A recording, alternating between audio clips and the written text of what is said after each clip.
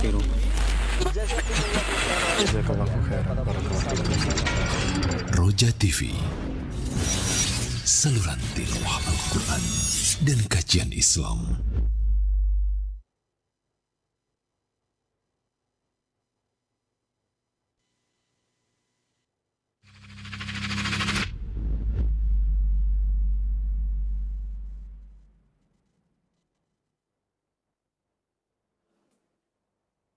إن الحمد لله نحمده ونستعينه ونستغفره ونعوذ بالله من شرور أنفسنا ومن سيئات أعمالنا من يهده الله فلا مضل له ومن يضلل فلا هادي له وأشهد أن لا إله إلا الله وحده لا شريك له وأشهد أن محمدا عبده ورسوله. قال الله تعالى في كتابه الكريم يا أيها الذين آمنوا اتقوا الله حق تقاته ولا تموتن إلا وأنتم مسلمون أما بعد. Ibu-ibu sekalian, kita melanjutkan kajian kita kitab Sulamul Wusul. Kita masuk ke poin yang ke-27. Wa annahu ar-rabbu al-jalilul akbar al-khaliqul bari'u wal musawwir baril baraya munsyi'ul khalaiq. Di poin 28-nya, mubdi'uhum bila mithalin sabiq. Kata beliau, wa annahu, dan bahwasanya Allah adalah ar-rabb. Apa itu makna ar-rabb? Ar-rabb dalam bahasa Arab mempunyai beberapa makna, ya. Di antara makna ar-rabb yaitu al-malik, pemilik. Seperti orang Arab mengatakan man rabbud dar, siapa pemilik rumah. Man rabbul ibil, siapa pemilik unta. Maka Allah pemilik langit dan bumi. Pemilik, ya, semua makhluk-makhluk. Karena yang menciptakan seluruh makhluk adalah Allah Subhanahu wa taala. Maka Ar-Rabb, ya, pemilik segala sesuatu. Makanya ibu-ibu sekalian, banyak ayat-ayat atau doa-doa dalam Al-Qur'an dimulai dengan Rabb. Rabbana atina fid dunya hasanah. Rabbana la tu'akhidna in nasina aw akhtana. Rabbana, kenapa? Karena kita minta kepada yang memiliki segala sesuatu. Adapun kalau kita minta kepada sesuatu yang tidak bisa memiliki, ya, percuma. Maka kita minta kepada yang memiliki. Maka itu Ar-Rabb. Jadi di antara makna Ar-Rabb itu pemilik. Di antara makna Ar-Rabb itu Al-Mudabbir, pengatur. Karena Allah yang mengatur alam semesta. Allah mengatur segala sesuatu, ya, dengan ilmunya. Maka langit dan bumi, matahari dan bulan, ya, semua di bawah aturan Allah Subhanahu wa taala. Tidak ada makhluk yang bersekutu dengan Allah dalam mengatur langit dan bumi, tidak ada. Itu makna Ar-Rabb yang kedua. Makna Ar-Rabb yang ketiga apa? Dari tarbiyah. Artinya, ya, dari Rabba yurabbi. Tarbiyah artinya menjadikan sesuatu sedikit demi sedikit sampai sempurna. Jadi Ar-Rabb dari kata tarbiyah juga.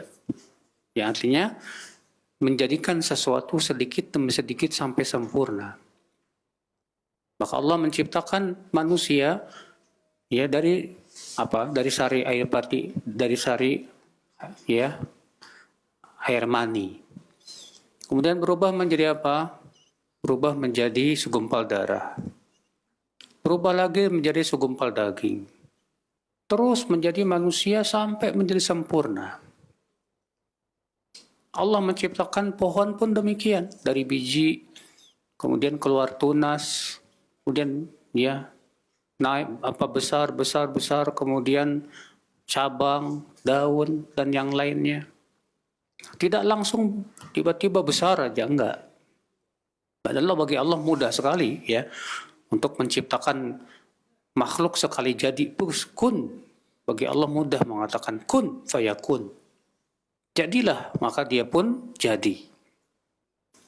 Tapi Allah menciptakan segala sesuatu dari kecil sedikit demi sedikit dulu sampai menjadi sempurna karena adanya hikmah-hikmah yang Allah inginkan.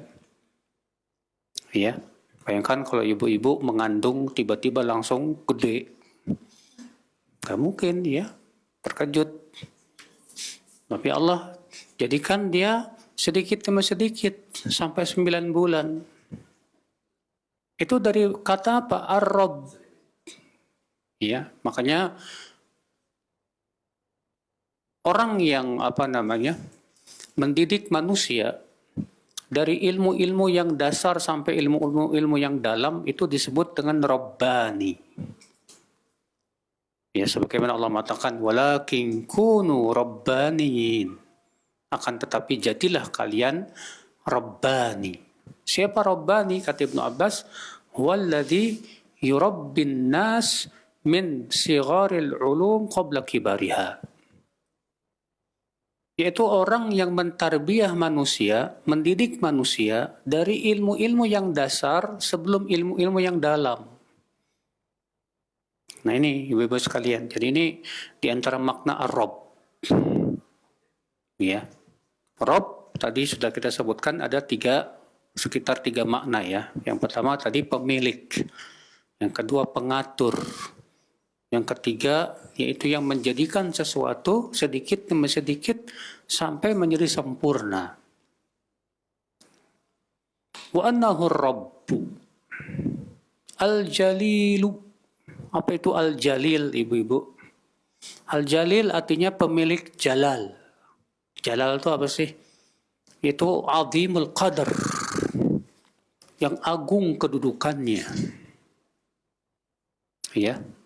Al-jalil artinya al-mahib, al-azimul qadar, yang ditakuti, yang sangat berwibawa, yang agung kedudukannya. Dialah Allah Subhanahu wa taala. Makanya ibu-ibu sekalian kita disuruh memperbanyak untuk memanggil Allah dengan ini, Bu.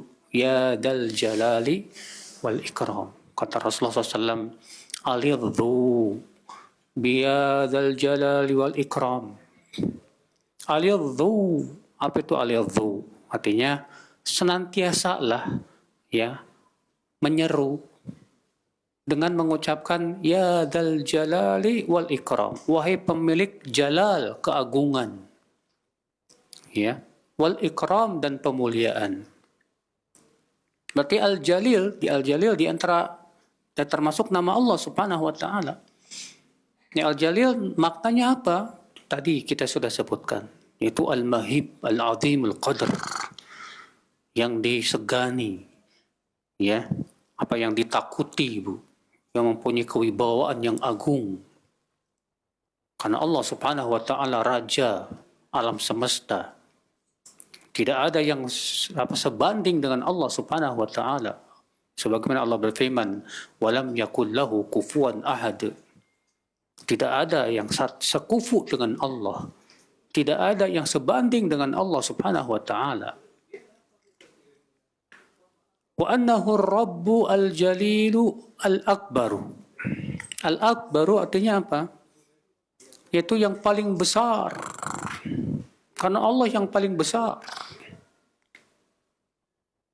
Besar ya zatnya, besar kekuasaannya, agung kedudukannya. Maka Allah Subhanahu wa taala yang paling besar. Kalau kita melihat ibu-ibu sekalian ciptaan Allah saja, kita tidak bisa membayangkan bagaimana besarnya langit dan bumi ini, ibu-ibu sekalian. Sebutkan dalam hadis ya, Nabi SAW mengabarkan tidaklah langit, ya 7 langit dan 7 bumi dibandingkan dengan kursi Allah, kecuali seperti apa kata Rasulullah SAW? Seperti cincin yang dibandingkan dengan tanah lapang. Bayangkan, pada langit dan bumi ini sangat besar sekali. Siapa yang mengetahui besarnya langit, Bu? Tidak ada yang mengetahuinya kecuali Allah. Kita melihat ya seperti yang dikemukakan oleh para ilmuwan ya. Katanya di alam semesta ini ada sekitar miliaran galaksi. Dan kita berada di salah satu galaksinya, yaitu galaksi Bima Sakti. Dan ternyata galaksi itu jumlahnya miliaran. Dan itu adanya di langit. Bagaimana galaksi Bima Sakti ya? Mataharinya, ada planet-planetnya itu ya. Merkuriusnya, Marsnya, Plutonya, Buminya, Jupiternya. Itu saja jaraknya sangat jauh sekali. Subhanallah, tidak ada yang mengetahui besarnya langit kecuali Allah Subhanahu wa taala. Ternyata langit yang begitu besar, Ibu-ibu, bumi yang begitu besar ini, di hadapan kursi Allah kecil. Allah berfirman, wasi'a kursiyyuhu samawati wal ard. Kursi Allah meluasi langit dan bumi. Bayangkan, kalau langit dan bumi saja kita tidak bisa membayangkan bagaimana besarnya, bagaimana dengan kursi Allah Subhanahu wa taala yang lebih besar lagi. Dan ternyata kursi Allah dibandingkan dengan arasy-Nya Allah kecil. Kata Rasulullah SAW, tidaklah kursi dibandingkan dengan arasy kecuali seperti cincin dibandingkan dengan padang pasir. Allahu Akbar. Bagaimana besarnya arasy. Ya. Allah Maha Besar. Zat Allah lebih besar dari segala-galanya. Maka dari itu besarkan Allah, ibu-ibu sekalian. Ya. Kita setiap sholat selalu memulai sholat dengan mengucapkan apa? Allahu Akbar. Allah yang paling besar. Ya. Mau ruku kita ucapkan Allahu Akbar. Mau sujud kita ucapkan Allahu Akbar. Ya, setiap perpindahan kita ucapkan Allahu Akbar. Kenapa? Ya, di antara tujuannya supaya kita membesarkan Allah, Ibu, dalam sholat. Sebab ketika hati kita membesarkan Allah sebesar-besarnya, maka saat itu kita akan khusyuk. Kita akan khusyuk. Ibu-ibu sekalian. Nah, di sini beliau menyebutkan 3 nama Allah. Ya, Ar-Rabbu Al-Jalilu Al-Akbaru. Ar-Rabbu sudah kita sebutkan bahwa dia Allah pemilik. Apa konsekuensi atau amal ibadah yang muncul dari mengimani nama Allah Ar-Rabb? Ibadah yang muncul dari nama Allah Ar-Rabb, Ibu, ketika kita mengimani bahwa Allah namanya Ar-Rabb, pemilik, maka ibadah itu yang pertama adalah kita selalu meminta hanya kepada Allah Subhanahu wa taala saja. Berdoa hanya kepada Allah saja. Kenapa? Karena Allah pemilik. Ya, pemilik segala sesuatu Allah yang memiliki rezeki. Allah yang memiliki kehidupan. Allah yang memiliki kematian. Allah yang memiliki apa? Ya, syafaat. Allah yang memiliki kesembuhan. Allah pemilik segala sesuatu. Maka kalau kita minta, mintalah kepada pemiliknya. Itu Allah Subhanahu wa taala. Adapun kalau kita minta kepada makhluk, makhluk tidak memiliki apa-apa. Minta kepada mayat yang ada di kuburan, katanya wali, ya. Wali tidak memiliki apa-apa. Wali tidak bisa memberi syafaat kalau Allah belum memberi izin. Ya, makanya Allah mengatakan qul lillahi syafa'atu jami'a. Katakan hai Muhammad, milik Allah lah syafaat itu seluruhnya. Rasulullah pun tidak bisa memberi syafaat kecuali setelah diberi izin oleh Allah Subhanahu wa taala.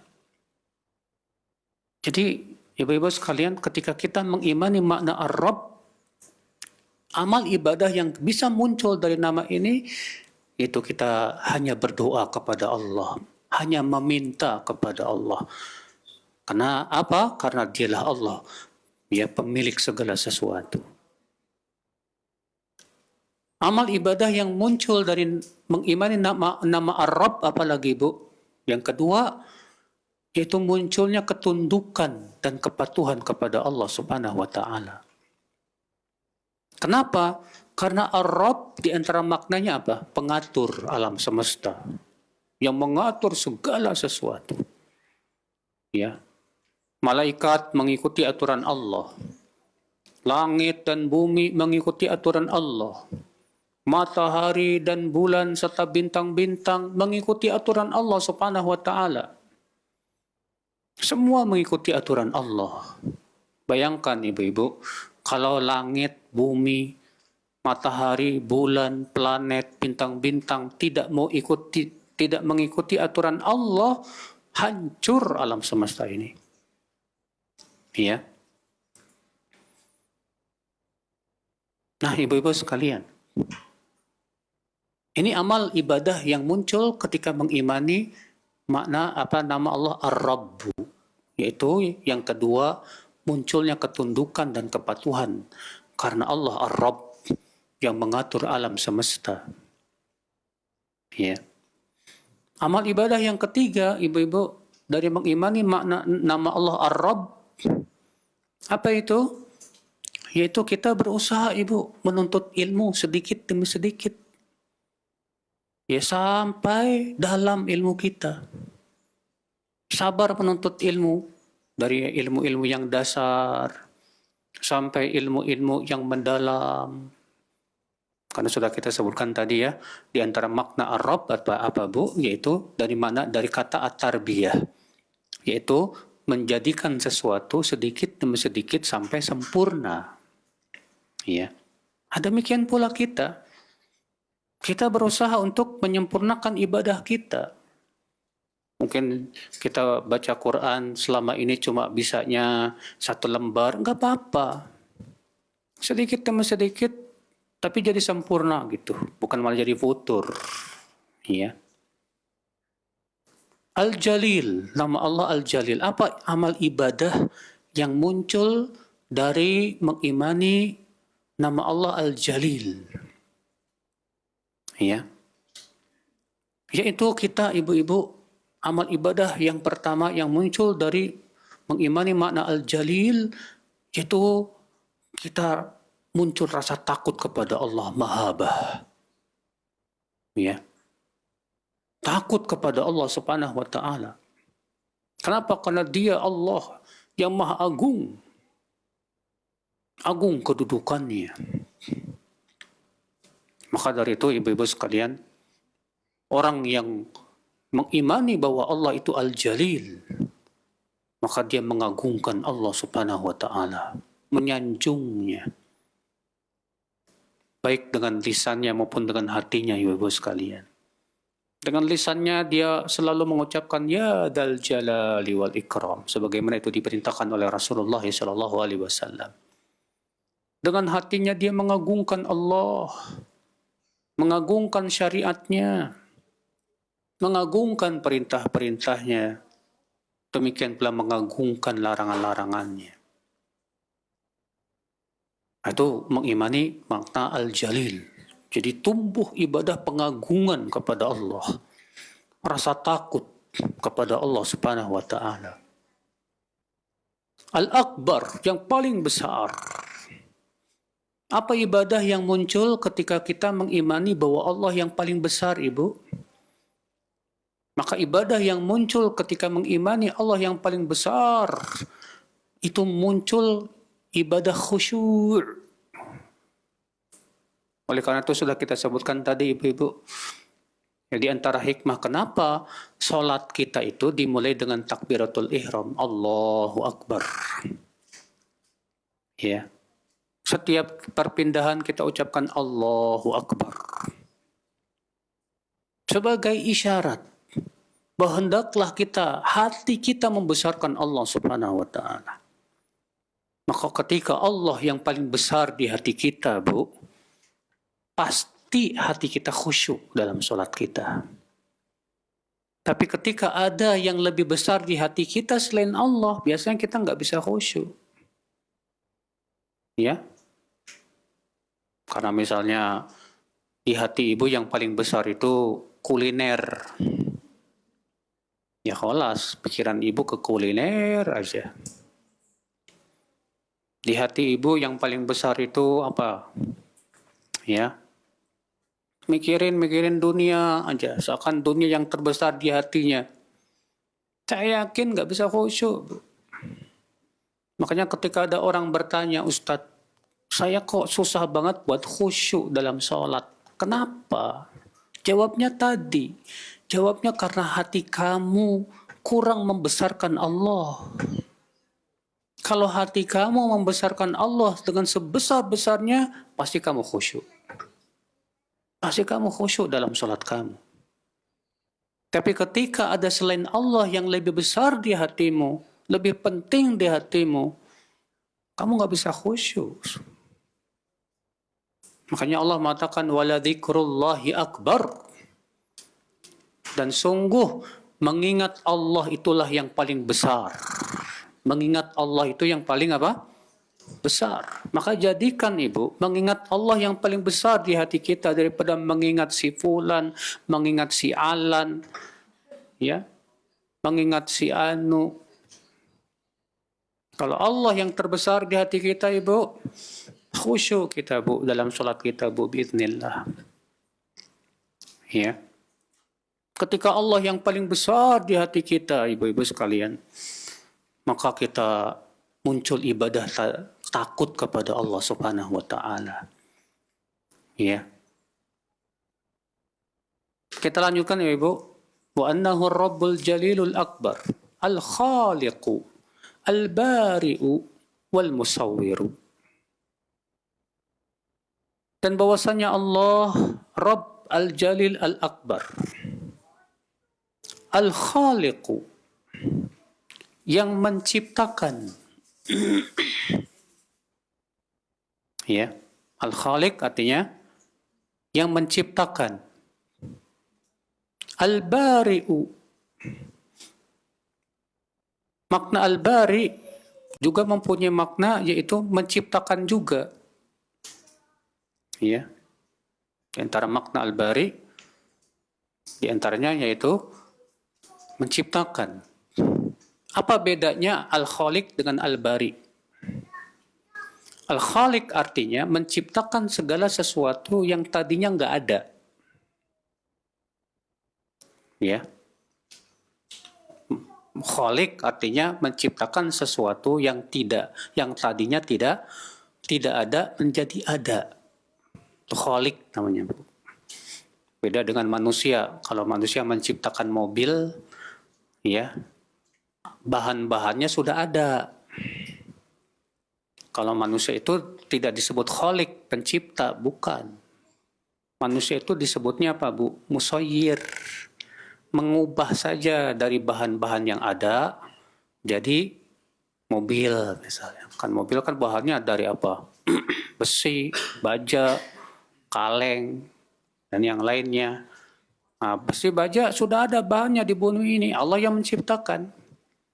Kemudian Allah oleh manusia diolah jadi mobil, jadi mesin, dan yang lainnya.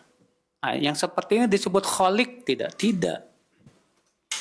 Khaliq itu menciptakan sesuatu yang tidak ada sama sekali jadi ada.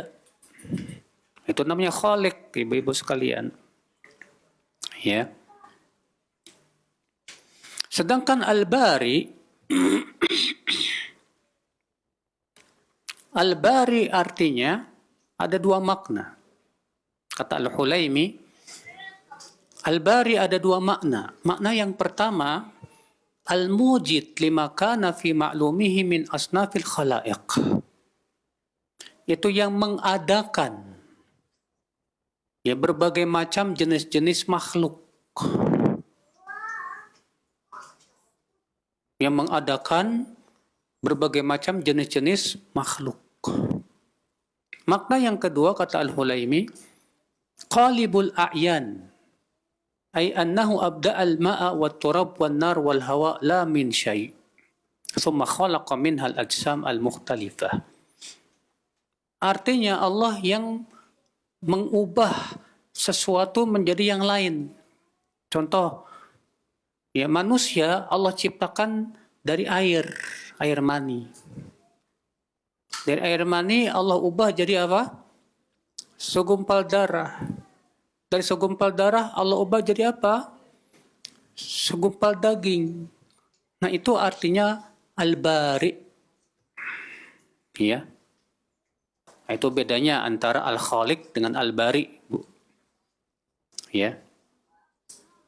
Jadi al-khaliq artinya apa tadi? Yang menciptakan sesuatu yang sebelumnya tidak ada jadi apa? Ada. Sedangkan al-bari ya, yaitu yang mengubah dari satu keadaan ke bentuk yang lain dan kekuasaannya. Dari air mani menjadi segumpal darah menjadi segumpal daging, itu hanya Allah yang mampu. Dari telur, ya, telur ayam berubah jadi anak ayam. Manusia mampu tidak, Bu? Manusia nggak mampu menciptakan anak ayam dari telur. Manusia nggak mampu. Yang mampu itu hanya Allah Subhanahu wa Ta'ala. Nah ini Ibu sekalian, ya. Ibu sekalian, sementara sebagian ulama menyebutkan bahwa al-bari dari kata baro'a yang artinya berlepas diri, ya. Sebenarnya dikatakan Imam Al-Arabi, bari'a idza takhallasa. Dari kata bari'a artinya berlepas diri. Berlepas diri dari berbagai macam kekurangan. Ya. Ada lagi yang mengatakan dari kata al-bariyah, yaitu manusia. Maksudnya pencipta manusia. Di mana Allah menciptakan manusia dari turab, dari tanah. Lalu menjadi manusia yang sempurna, yaitu Nabi Adam alaihissalatu wassalam. Ya. Nah ini Ibu, perbedaan antara al-khaliq dengan apa? Al-bari. Ya. Sama-sama menciptakan, cuma bedanya tadi sudah kita sebutkan. Al-khaliqul bari wal musawwir. Al-musawwir itu apa? Yang menggambar. Yang menggambar manusia. Ya, dibentuk kepalanya, kemudian matanya, hidungnya, kemudian mulutnya, rambutnya, tubuhnya, kaki tangannya. Allah juga yang menggambar alam semesta begitu indahnya, Ibu. Mungkin Ibu pernah melihat pemandangan yang sangat indah, Bu. Ya. Siapa yang menggambar itu semuanya? Allah yang menciptakan, al-musawwir. Kadang kita melihat langit terkadang indah banget bentuk awannya, ya. Apalagi di pagi hari saat matahari itu terbit, kelihatan indah banget, ya. Siapa yang menggambar itu semuanya? Allah Subhanahu wa Ta'ala. Nah sekarang apa ibadah yang muncul dari mengimani nama Allah Al-Khaliqul Bari, Al-Musawwir? Ibadah yang muncul, ibu-ibu, dari mengimani Al-Khaliq, pencipta, yaitu mengakui bahwa diri kita hamba Allah. Sehingga kita hanya menghambakan diri kita kepada Allah, karena Allah satu-satunya pencipta kita. Ya. Matahari tidak bisa menciptakan manusia, bukan pencipta manusia, bukan. Bukan pencipta langit dan bumi, bukan. Semua yang menyembah selain Allah tidak bisa menciptakan langit dan bumi. Orang yang menyembah patung, tanya kepada penyembah patung itu, apakah patung yang kamu sembah ini yang menciptakan langit dan bumi? Saya yakin mereka tidak akan mengakui itu. Gak mungkin orang patung dibuat sama saya kok. Ya. Masa patung yang menciptakan langit dan bumi? Terus kenapa disembah? Kenapa diibadahi? Orang yang menyembah sapi, tanya kepada mereka, apakah sapi yang menciptakan langit dan bumi, alam semesta yang begitu besar ini? Saya yakin, Bu, secara fitrahnya mereka tidak akan mengaku itu. Secara fitrahnya mereka akan mengatakan, nggak mungkin sapi menciptakan langit dan bumi, nggak mungkin. Orang yang menyembah matahari, tanya kepada mereka, apakah matahari itu yang menciptakan alam semesta yang begitu besar ini? Sementara matahari itu, Bu, ya, salah satu galaksi, hanya dalam salah satu galaksi saja. Sementara galaksi ini kan sudah kita sebutkan. Menurut para ilmuwan katanya jumlah galaksi yang ada di dalam semesta ini miliaran. Ya. Dan ternyata matahari galaksi Bima Sakti itu kecil dibandingkan matahari yang ada di galaksi-galaksi yang lainnya. Coba tanya orang yang menyembah matahari. Apakah yang matahari yang menciptakan langit dan bumi? Secara fitrah mereka mengatakan nggak mungkin. Terus siapa yang menciptakan langit dan bumi yang begitu besar? Pasti dia zat yang maha kuasa atas segala sesuatu. Dialah Allah subhanahu wa ta'ala. Berarti dia yang berhak untuk diibadahi. Dan hendaknya kita hanya menghambakan diri kita kepada pencipta kita, Ibu. Allah berfirman dalam surat apa? Al-Baqarah 21. Ya ayuhan nas, u'budu rabbakumul ladzi khalaqakum walladzina min qablikum la'allakum tattaqun.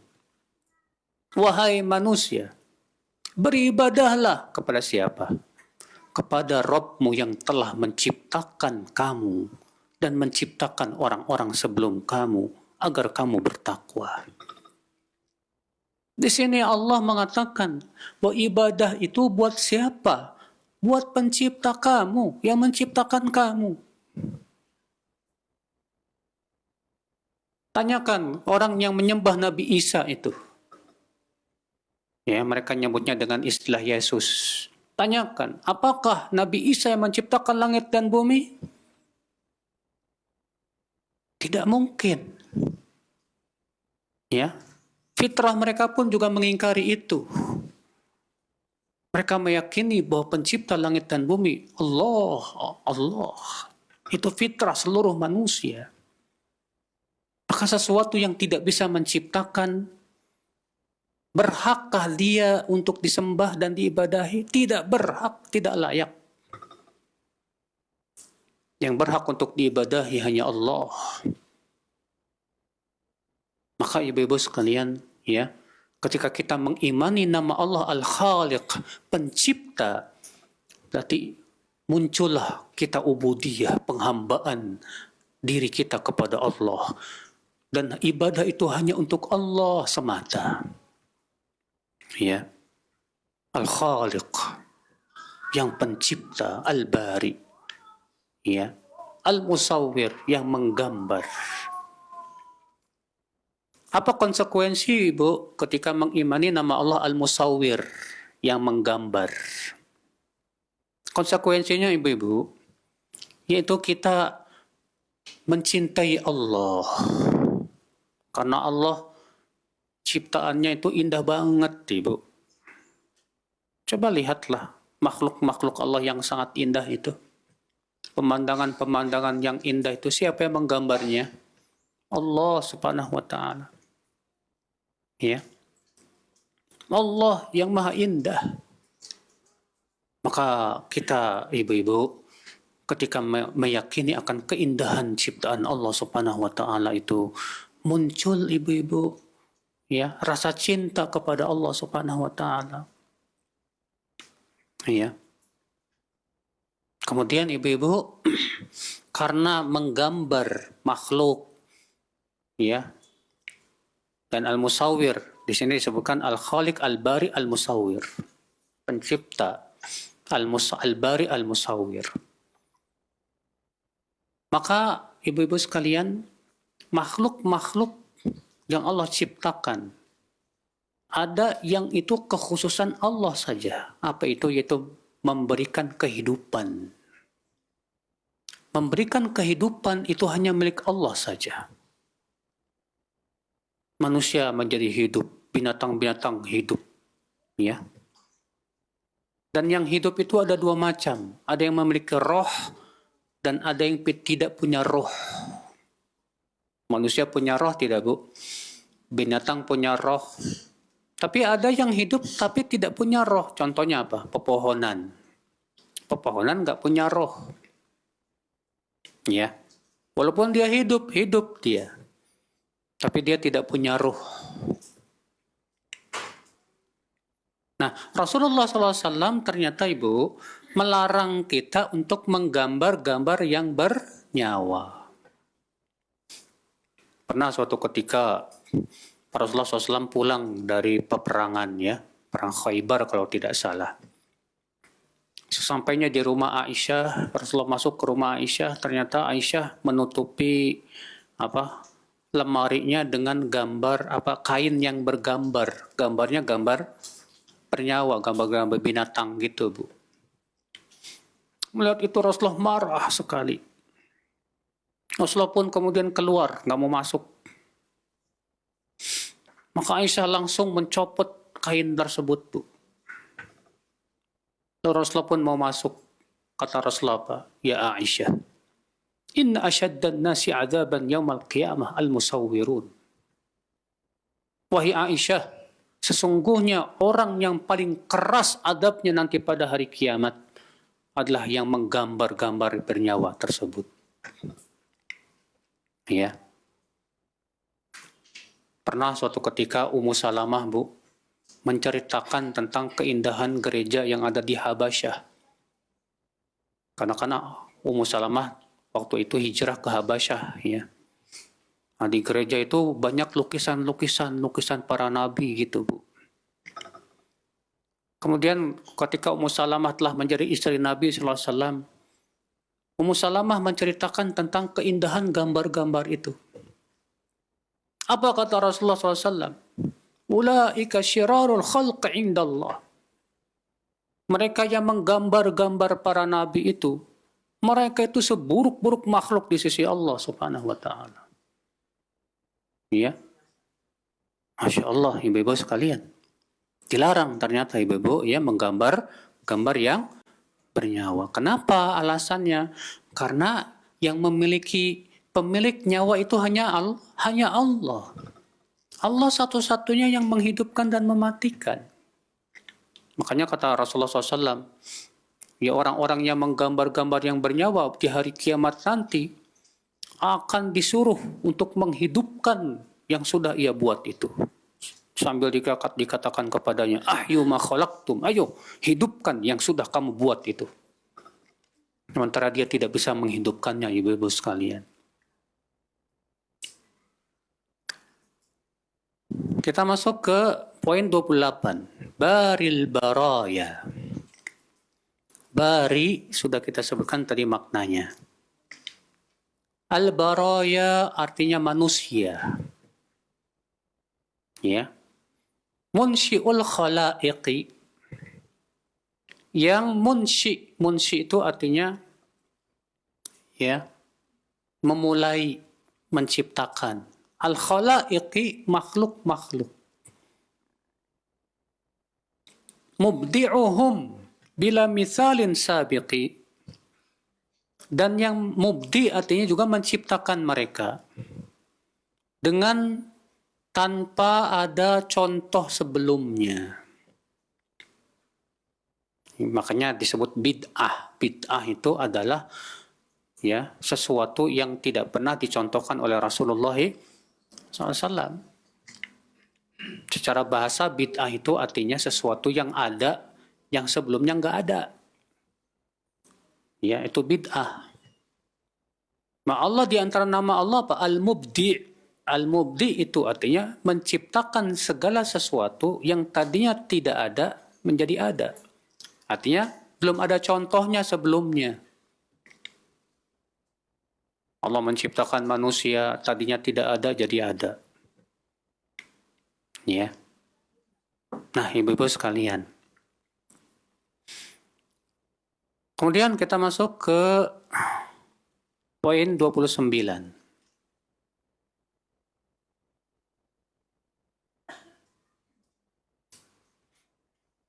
Kata beliau, al-awwalu al-mubdi bila ibtida'i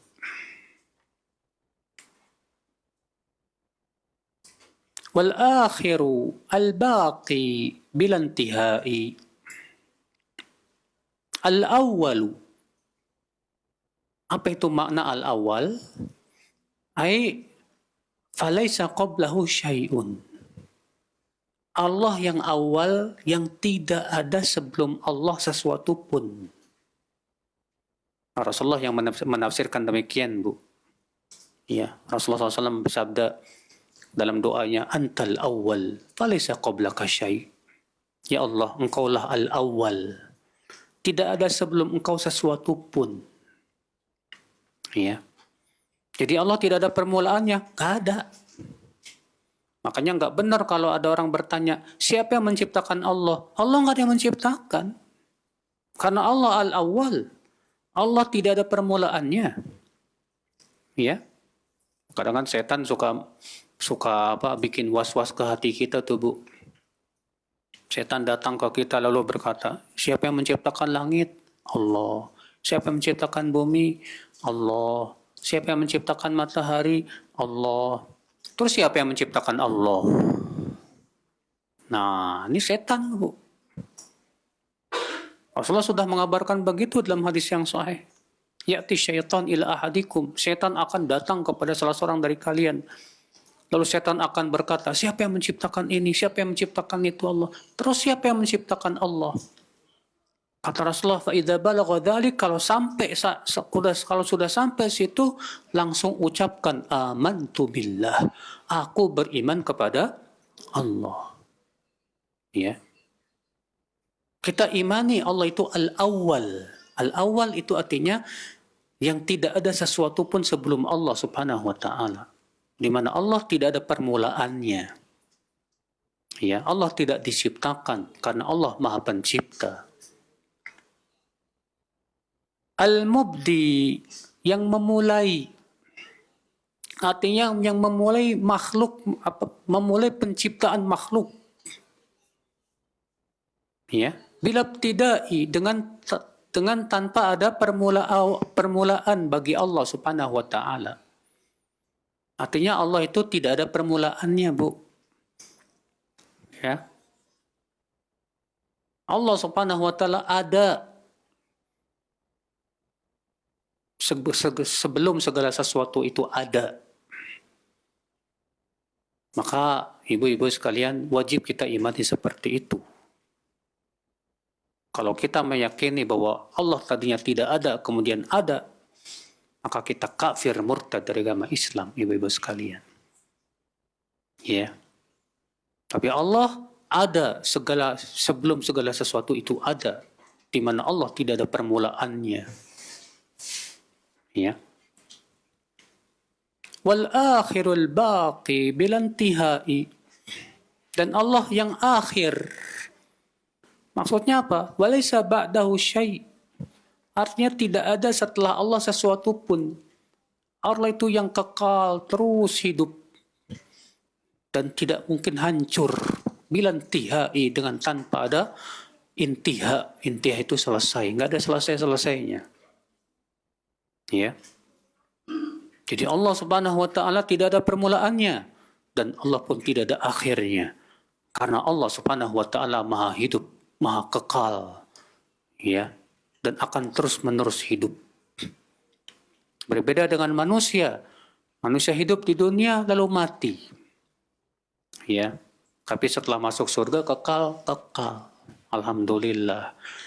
Di surga selama-lamanya, Ibu. Cuman kan terkadang setan datang lagi tuh.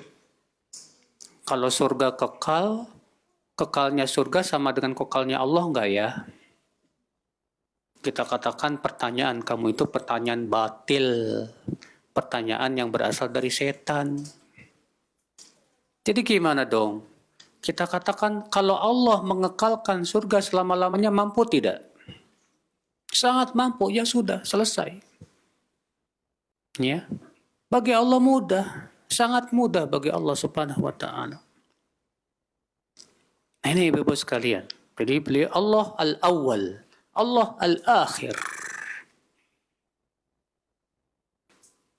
Kemudian poin 30. Al-ahadu, al-fardul qadirul azali.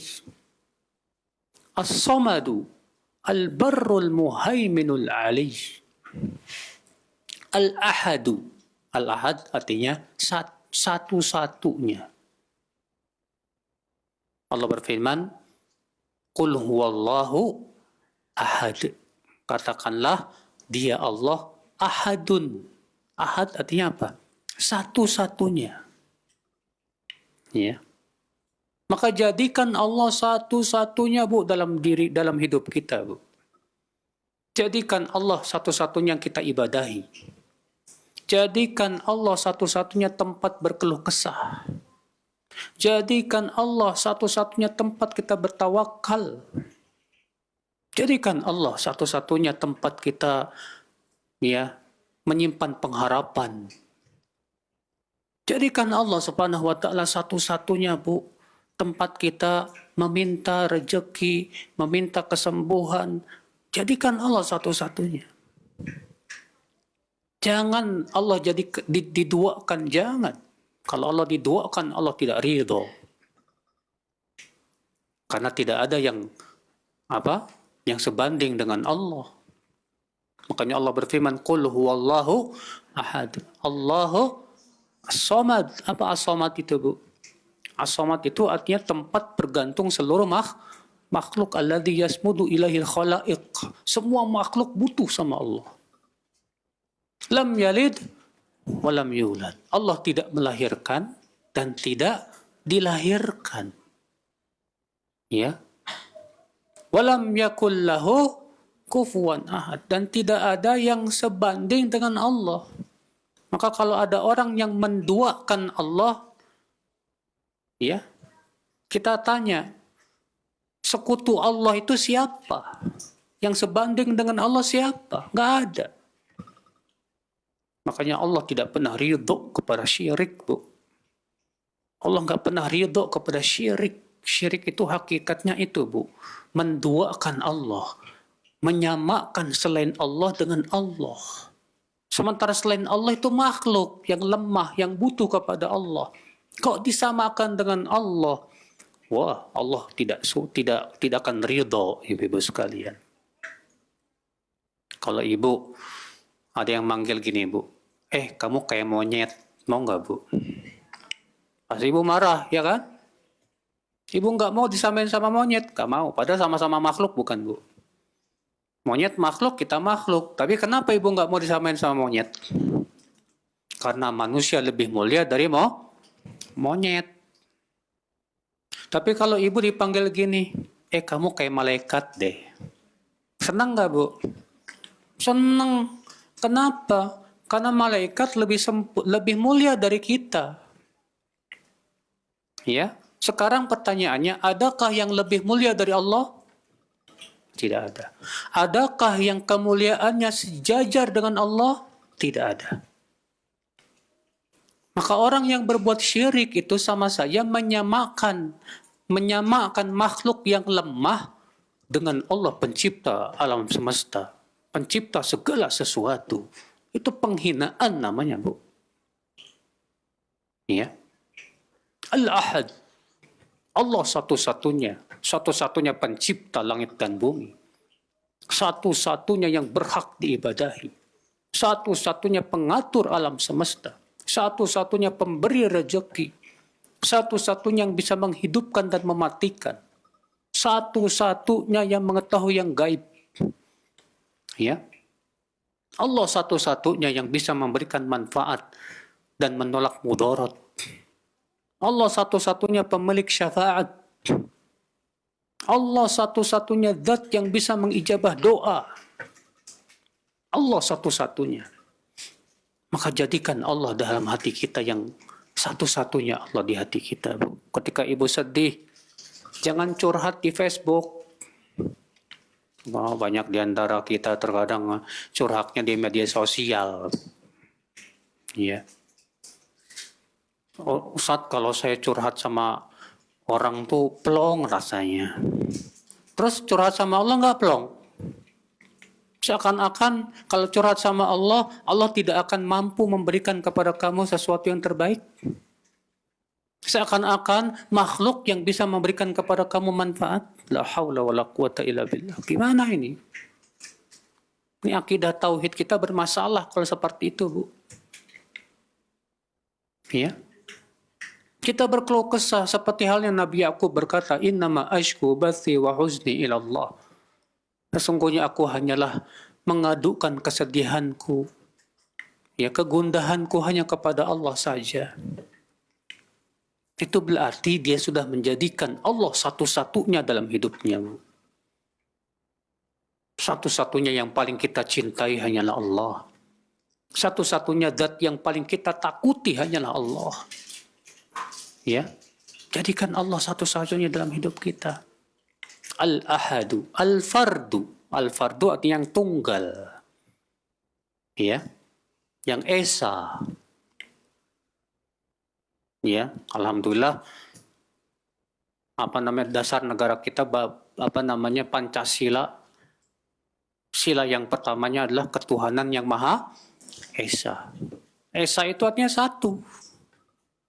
Yang satu-satunya hanya Allah yang Esa itu. Ya. Yang meyakini bahwa Tuhan Esa cuma satu, hanya umat Islam. Selain umat Islam tidak mengesakan Allah. Masih mengakui ada selain Allah sebagai Tuhan. Ya. Sedangkan umat Islam meyakini Allah satu-satunya Tuhan yang berhak diibadahi. Al-Qadir, yang Maha Kuasa. Kekuasaan Allah tak terbatas. Tidak ada yang sulit bagi Allah. Mudah bagi Allah Subhanahu wa ta'ala. Lihat, Ibu, ciptaan-ciptaan Allah menunjukkan akan kekuasaannya yang luar biasa, Bu. Bagaimana Allah menciptakan langit dan bumi yang begitu besar. Mudah bagi Allah. Ya. Kekuasaan Allah dalam menciptakan manusia. Makanya Allah menyuruh untuk kita memperhatikan ciptaan-ciptaannya. Allah berfirman, "Wa fi anfusikum afala tubsirun?" Dan pada diri kalian sendiri ada tanda-tanda akan kebesaran Allah dan kekuasaannya. Apa kamu tidak melihat? Ya. Nah, ibu-ibu sekalian, kuasa Allah tuh luar biasa sekali. Tidak ada yang mustahil bagi Allah. Allah beristiwa di atas arsy tanpa Allah butuh kepada arsy. Gampang bagi Allah. Nggak kayak orang-orang yang mengatakan kalau Allah beristiwa berada di atas arsy berarti Allah butuh arsy dong. Kita katakan, akhi, otak ente ini error. Namanya awan di atas bumi, apa awan butuh bumi? Awan nggak butuh bumi. Tapi awan di atas bumi. Allah berada di atas arsy, apakah Allah berarti butuh kepada arsy? Tidak sama sekali.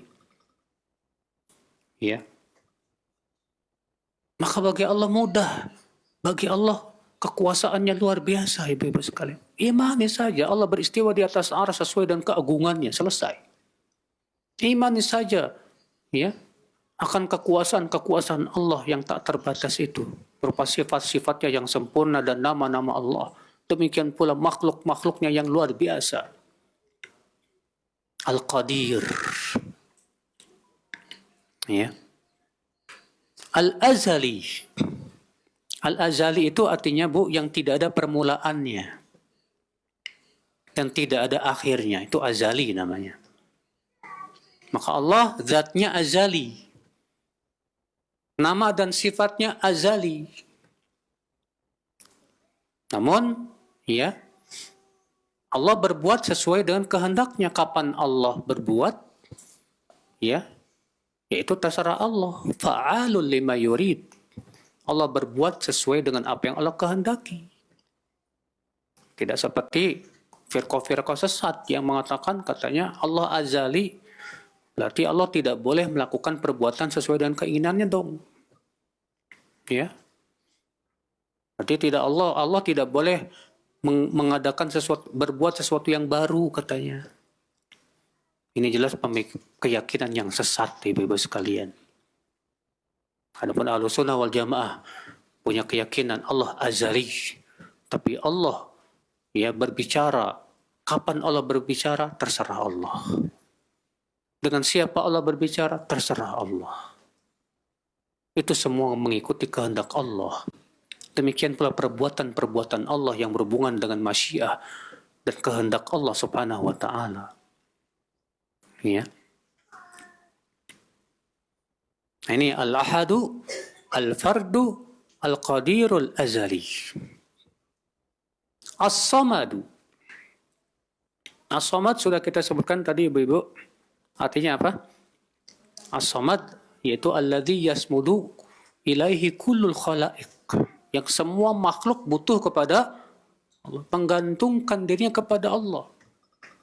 Siapa di antara kita yang nggak butuh nikmat Allah sekejap mata aja? Semua kita butuh nikmat Allah, Bu. Oksigen yang kita hirup, Allah yang menciptakan. Air yang kita minum, Allah yang menyediakan. Makanan yang kita makan, Allah yang menciptakan. Ya. Kalau Anda berkata, saya nggak butuh nikmat Allah, mana mungkin? Semua makhluk dia butuh kepada Allah subhanahu wa ta'ala. Karena Allah lah as-samad. Al-barru. Al-barru itu artinya yang selalu berbuat baik. Ya. Allah selalu berbuat baik kepada hamba-hambanya, Bu. Dan memberikan rezeki. Berapa banyak rezeki yang kita rasakan, Bu. Dari semenjak kita lahir sampai kita dewasa, sampai hari ini. Wa in ta'uddu ni'matallahi la tuhsuha. Kalau kamu menghitung-hitung nikmat Allah, kamu nggak bisa menghitungnya. Nggak bisa. Ya. Allah sangat baik, tapi kitanya yang jahat. Allah nggak jahat, Allah nggak jahat. Yang jahat itu manusia.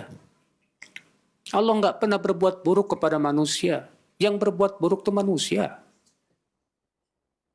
Maka kalau Allah memberikan kepada manusia sanksi akibat berbuat buruknya, itu namanya Allah Maha Adil. Ya, karena keburukan harus diberikan balasan dengan keburukan lagi. Wa jazaa'u sayyi'atin sayyi'atun mithluha, kata Allah. Balasan keburukan adalah dengan keburukan yang sama. Itu adil namanya. Maka Allah Maha Baik. Al-Muhaimin. Al-Muhaimin artinya yang menjaga. Menjaga hamba-hambanya. Menjaga badan hamba-hambanya itu dari berbagai macam bakteri. Ya. Badan kita ini, Bu, dijaga sama Allah, Bu. Ya. Kalau Allah takdirkan sakit, ya sakit. Kalau Allah takdirkan tidak sakit, tidak akan sakit. Maka Al-Muhaimin, Allah juga menjaga Al-Quran supaya tidak diubah-ubah manusia. Sampai detik ini tidak ada yang mampu mengubah Al-Quran. Allah yang menjaga syariatnya. Ya. Al-Muhaimin yang menjaga langit dan bumi dari kehancuran kecuali ketika telah Allah kehendaki untuk hancur. Al-Alish yang maha tinggi. Yang maha tinggi. Dan insya Allah kita akan bahas lagi ya poin ini pada pertemuan yang akan datang. Kita buka tanya jawab. Barangkali ibu-ibu ada yang mau bertanya, silakan dengan kertas ya.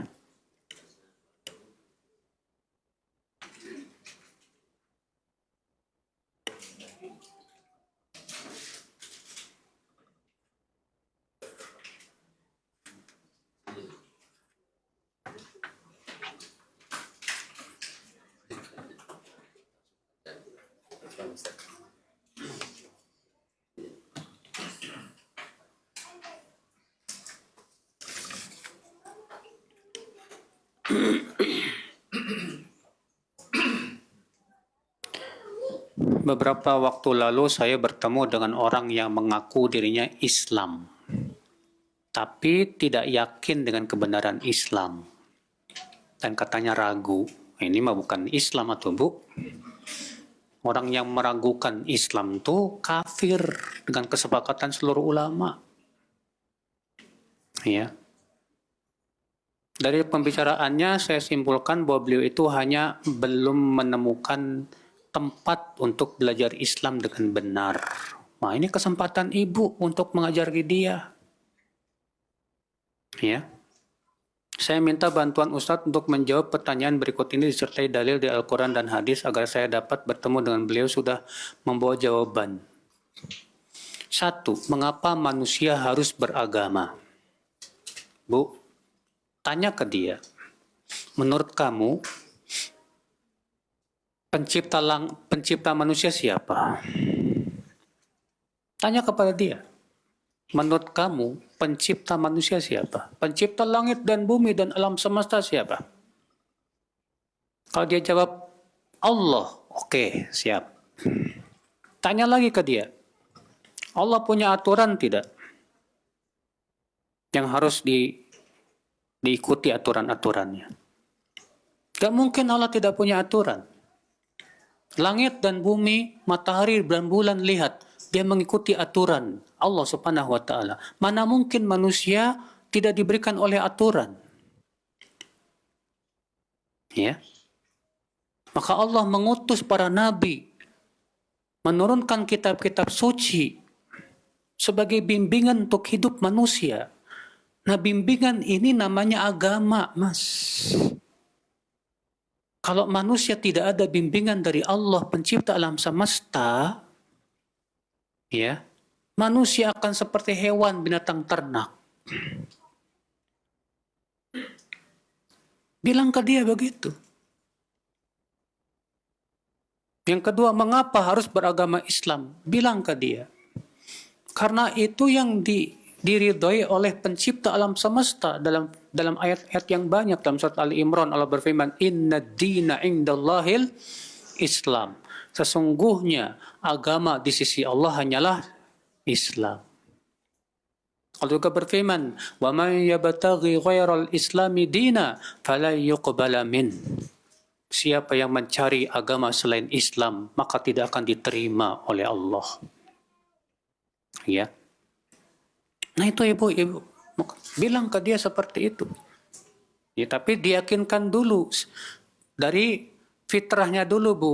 Siapa pencipta langit dan bumi? Dari situ dulu. Kalau dia meyakini pencipta langit dan bumi adalah Allah, pencipta manusia adalah Allah, tanya lagi, menurut kamu Allah punya aturan tidak? Menurut kamu mungkin tidak Allah membiarkan manusia hidup di dunia tanpa bimbingan? Ya.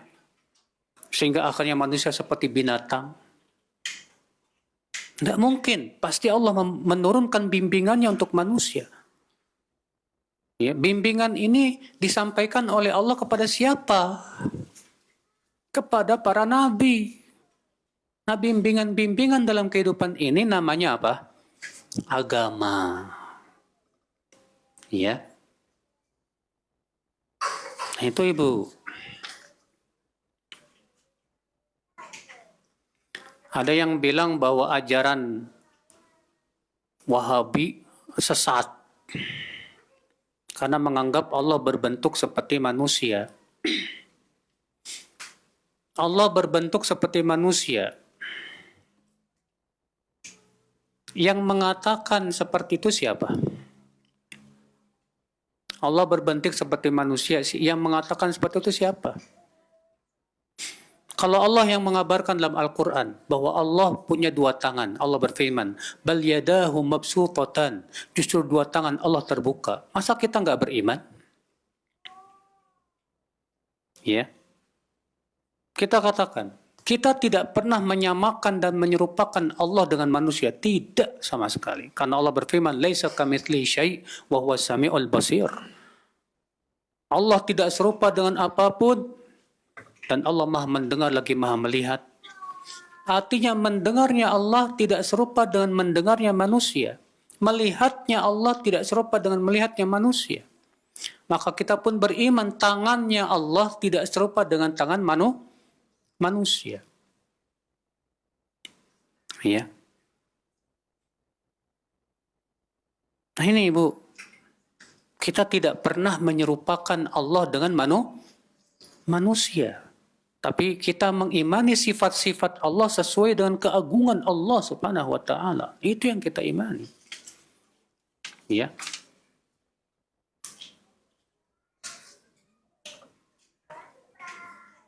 Lebih utama mana antara rutin berdoa kepada Allah atau rutin beristighfar?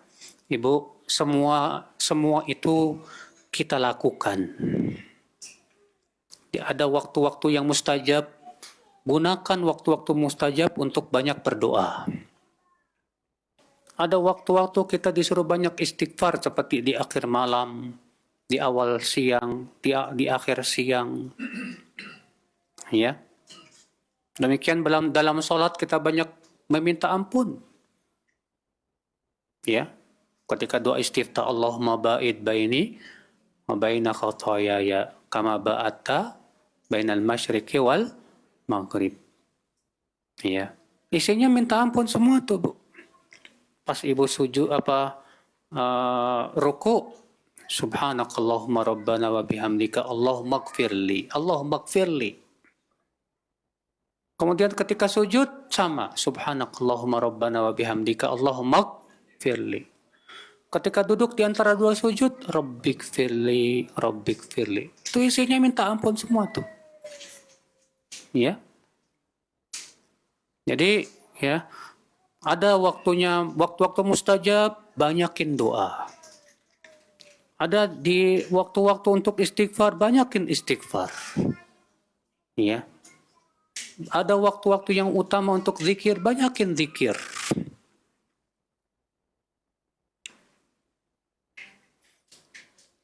Bagaimana agar kita selalu takut kepada Allah, Ustadz, agar tidak melakukan dosa dan maksiat? Agar kita selalu takut kepada Allah, ingatlah akan adab Allah yang keras. Ya. Ingat bahwa Allah mampu untuk mengadab kita sekonyong-konyong. Bagi Allah mudah. Kita berbuat maksiat di dalam kamar. Mudah bagi Allah, Bu, mengadab kita, sangat mudah. Kenapa Allah ceritakan kaum Ad yang Allah adab? Diadab dengan apa kaum Ad? Dengan angin kencang yang sangat dingin sekali. Berhari-hari lamanya, sampai mati semuanya. Allah ceritakan tentang kaum Tsamud yang diadab. Diadab dengan apa, Bu? Dengan suara yang memekakkan telinga sampai mati semuanya. Allah menceritakan tentang kaumnya Nabi Lut. Diadab dengan apa, Bu? Kaumnya Nabi Lut mengerikan sekali adabnya, Bu. Ya. Di mana Allah lempari mereka dengan batu-batu yang sangat panas. Dan tanahnya dibalikkan oleh Allah Subhanahu wa taala.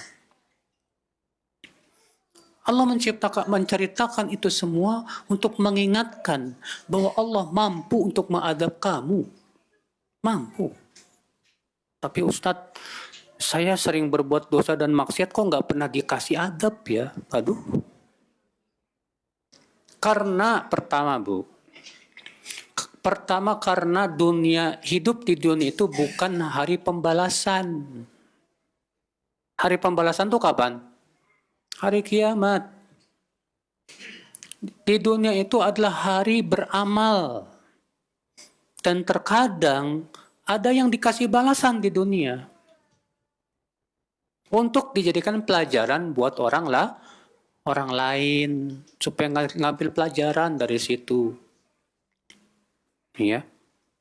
Makanya tidak setiap orang yang berbuat maksiat diadab oleh Allah di dunia ini. Kenapa? Karena dunia bukan hari pembalasan.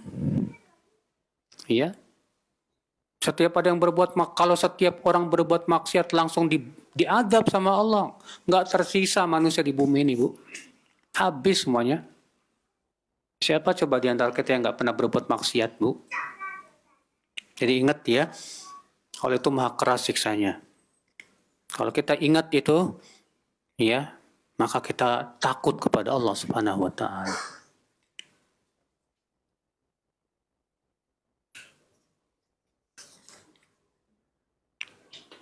Bagaimana sikap kita ketika ada orang yang terus-terusan minjem uang?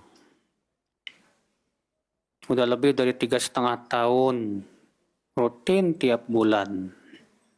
Kadang-kadang 2/3 kali sebulan. Selain ke saya, pinjam juga ke suami saya. Sehari ngechat beberapa kali, ingin segera ditransfer. Sedangkan posisi kita kadang lagi di jalan nyetir, di pasar, lama-lama jadi ilfil. Belum pernah bayar hutang juga. Kita kadang sebutin ini sedekah aja. Yang jadi dilema saat orang tua kita butuh, saudara dekat lagi butuh, bantuan kita juga ada saudara jauh rutin selalu maksa-maksa. Ya. Ibu, kalau ibu tahu, ya, orangnya kayak gitu, senengnya ngutang tapi nggak pernah mau bayar, bilangin ke dia, saya kali ini tidak mau ngasih kalian hutang karena saya takut kalian diadab nanti di hari kiamat. Sebab hutang-hutang yang kamu minta ke saya itu nanti akan saya tagih di hari kiamat. Kalau saya tagih di hari kiamat, kalian amalnya habis gimana? Ya. Nah ini Bu. Yang kedua, kalau mereka yang suka ngutang ini memang orang-orang yang susah banget hidupnya, Bu, nggak apa-apa, bantu aja. Mudah-mudahan dengan ibu membantu mereka, Allah bantu ibu. Rasulullah SAW bersabda apa? Wallahu fi aunil abdi, maka nal abdu fi auni akhih. Allah senantiasa membantu hambanya selama si hamba membantu saudaranya. Selama kita bantu saudara kita, selama itu Allah bantu kita. Jadi nggak usah khawatir. Kalau memang saudara kita ini memang sangat butuh bantuan. Ya. Saat ini saya tinggal di rumah orang tua suami saya dan merawat bapak mertua yang sudah uzur. Namun saat bapak mertua mengkuasakan segala harta kepada suami saya, saudara kandung suami saya marah dan mengancam akan membunuh keluarga saya. Apa yang sebaiknya saya lakukan? Mengingat kami sudah tahu kalau bapak dalam kepengurusan, ya, maka tidak baik, dan bapak mertua hanya mau dirawat oleh kami. Apakah harus tetap merawat di rumah bapak walaupun diancam seperti itu? Atau sebaiknya pergi dari sana? Jangan pergi, ini kesempatan buat dapat pahala besar. Adapun ancaman tuh laporin ke polisi. Bilang nih Pak, kami diancam mau dibunuh. Ya. Ancaman pembunuhan itu kan termasuk tindakan pidana, Bu. Ya. Berat itu. Kemudian tawakal sama Allah. Bilang kepada dia, maaf ya, kami itu murni mau berbakti sama orang tua. Masalah segala harta, kami tidak ada niat untuk menguasai sama sekali. Kalau kamu mau ngambil harta semuanya, silahkan. Tujuan kami hanya untuk berbakti sama orang tua, sudah. Tapi ingat, kalau kamu mengambil semua harta, ada pertanggungjawabannya di hari kiamat. Ya. Bilang ke dia begitu. Kami sama sekali tidak ada niat untuk menguasai harta, nggak ada. Ya, kami hanya ingin merawat bapak. Kami hanya ingin dapat pahala. Bilang begitu. Nah, terkadang ya kalau masalah harta itu saudara-saudara itu jadi pada berantem, Bu. Ya. Apabila seseorang belum mahir baca Qur'annya, masih belum benar makhraj hurufnya, apakah diperbaiki bacaan dulu atau mengejar target khatam Qur'an di bulan Ramadan? Yang lebih baik sih diperbaiki makhraj hurufnya sama panjang pendeknya, Bu. Kalau makhraj hurufnya udah bagus, panjang pendeknya udah benar, udah. Yang penting membaca Qur'annya tidak mengubah maknanya. Karena kalau salah makhraj seringkali berubah makna. Salah panjang pendeknya seringkali berubah makna. Contoh misalnya muadzin ada yang adzan begini, asyhadu alla ilaha, la-nya dipendekin, asyhadu alla ilaha illallah, berubah maknanya. Kalau dipanjangkan la ilaha illallah, la nafiyah, artinya tidak ada ilah yang berhak diibadahi kecuali Allah. Tapi kalau lamnya dipendekin la ilaha illallah, jadi lam taukid, artinya benar-benar ada ilah selain Allah. Kan jadi syirik. Ya. Jadi yang penting dua itu, Bu. Yang pertama makhrijul hurufnya bagusin, udah benar, sama panjang dan pendeknya. Kalau itu udah benar, ya udah, itu sudah cukup belajar tajwid, ya. Demikian. Baik, saya kira cukup. Semoga yang sampaikan bermanfaat buat diri saya dan buat kita semua. Subhanakallah bihamdika asyhadu an la ilaha illa anta astaghfiruka wa atubu ilaik. Wassalamualaikum warahmatullahi wabarakatuh.